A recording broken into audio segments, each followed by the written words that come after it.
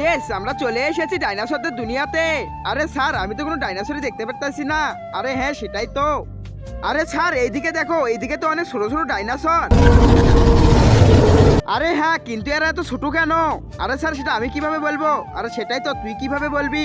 আমি বলতেছি এইদিকে তাকাও, এই তো নিচে নিচে। আরে এইদিকে তাকাও। হ্যাঁ, এখানে। আরে তুমি কে, আর তুমি এত ছোট কেন?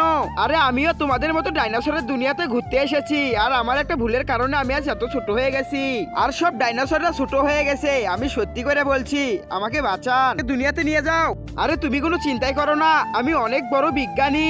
আর তোমাদেরকে বড় করানোর জন্য আমি এখন একটা স্প্রে বানাচ্ছি।